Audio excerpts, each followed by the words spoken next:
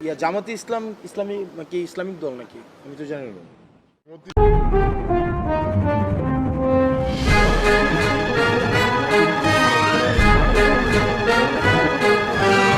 আজকে আসাদ আব্দুল্লাহ শুনছেন না, বলতে জামাত ইসলাম কি ইসলামী দল? জামাতে ইসলাম ইসলামী কি ইসলামিক দল নাকি আমি তো জানি না। এটা প্রশ্ন করে দিল।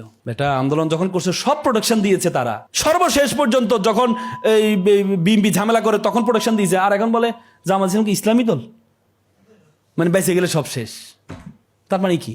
এই ঢুকে দেওয়া হয়েছে। করো তোমরা এই কাজগুলো করো, তোমরা এগুলো করো, তোমরা এই হুজুরদের মধ্যে মানুষের মধ্যে ধারণা দিয়ে দাও এটা না।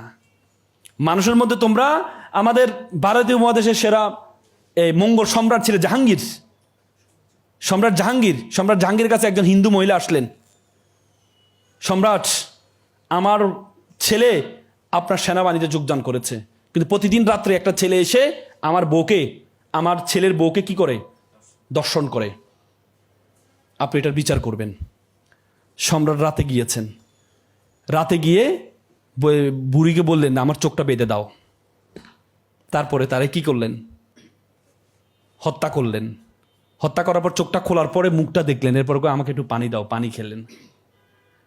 তখন মহিলা বলল আপনি এটা কেন করলেন?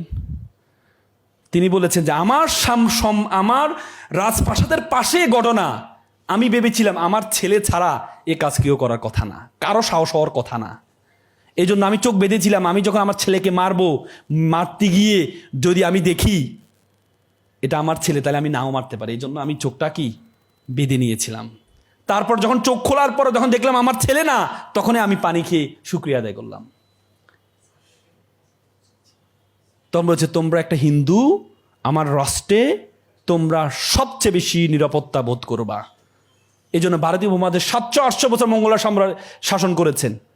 কয়জন হিন্দু থেকে জোর করে মুসলমান বানাইছেন। আর আমরা আজকে হিন্দুদেরকে নিয়ে একটা কথা বললে বলে যাও মা এ তো শেষ, ইসলাম থেকে খারিজ হয়ে গেছে, ইসলাম থেকে খারিজ হয়ে গেছে। আল্লাহ রাসূলের একজন খেদমতকারী ছিলেন ইহুদি। বাচ্চারা যখন অসুস্থ হয়ে মারা যাচ্ছিলেন, আল্লাহ রাসূল গিয়েছেন তাকে দেখতে। তখন আল্লাহ রাসূল তাকে অনুরোধ করলেন যে বাবা তুমি পারলে ইসলামটা গ্রহণ করে নাও। শেষ সময় তখন ছেলেটা বাবার দিকে তাকাইলো, বাবা বলছে মোহাম্মদ যেটা আছে সেটা করো। পরে ইসলাম গ্রহণ করেছেন, মারা গিয়েছেন। তার মানে আল্লাহ রাসূল তো জোর করেন নাই। আজকে যদি কোনো আলেম যদি একজন ইহুদি বা কাউকে এভাবে রাখে, আপনি কি বলবেন? হয়তো ইসলাম থেকে খারিজ হয়ে গেছে, কাফের হয়ে গেছে। মানে একটা শব্দ মুখ থেকে বের করলে কাফের বানা দিচ্ছি। তাহলে মনে রাখতে হবে আরেকজন হাসিনা আমাদের জন্য আসবে। পারবেন তো? হ্যাঁ, অনেক কথা বলেছে, অনেক কথা বলার প্ল্যান ছিল। হ্যাঁ, কিন্তু আসলে সময়ের স্বল্পতা। আপনাদের সভাপতি কথা বলবেন। হ্যাঁ, আমার অনেক প্ল্যান ছিল, অনেক কথা বলবো আপনাদের সাথে। হ্যাঁ, কিন্তু সেটা আর বললাম না। আরেকদিন ইনশাল্লাহ আপনাদের সাথে দেখা হলে আরও কথা বলবো ইনশাল্লাহ। সকালে